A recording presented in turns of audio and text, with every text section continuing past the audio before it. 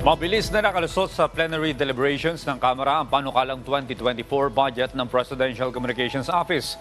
Kasunod niyan sa isang panayam, inilatag naman ni PCO Secretary Cheloy Garafil ang kanilang layunin para sa inyong People's Television Network. Si Mela Lesmora sa detalye.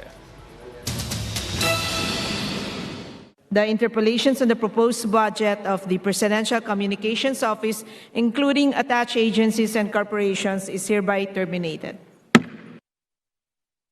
Mabilis na tinapos ng mga kongresista ang plenary debates kahapon ukol sa panukalang pondo para sa susunod na taon ng Presidential Communications Office. Humarap dito ang mga matataas na opisyal ng PCO habang nagsilbi namang budget sponsor ng ahensya, si House Committee on Appropriations Senior Vice Chair Stella Kimbo. The Presidential Communications Office stands as a vital bridge connecting the government to its people.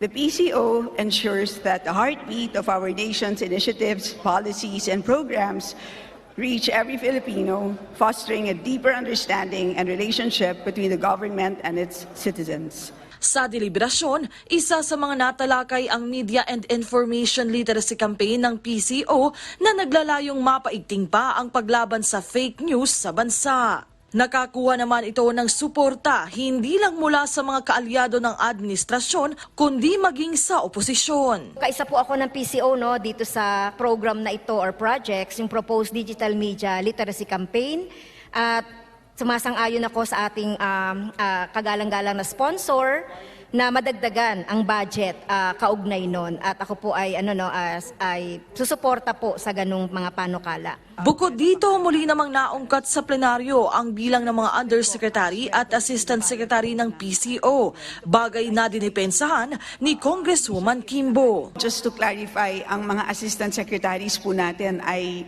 sila po individually ay pumapasyal po sa iba't ibang agencies po ng ating gobyerno.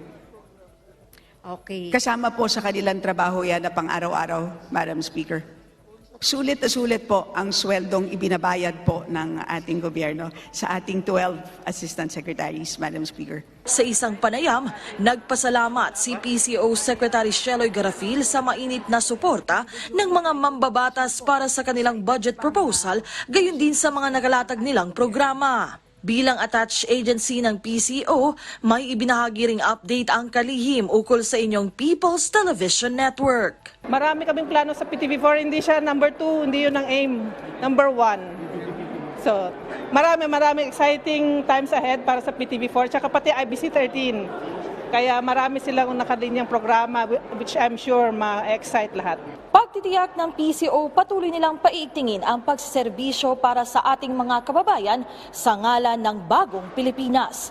Mela Lesmoras para sa Morning Show ng Bayan, Rise and Shine Pilipinas.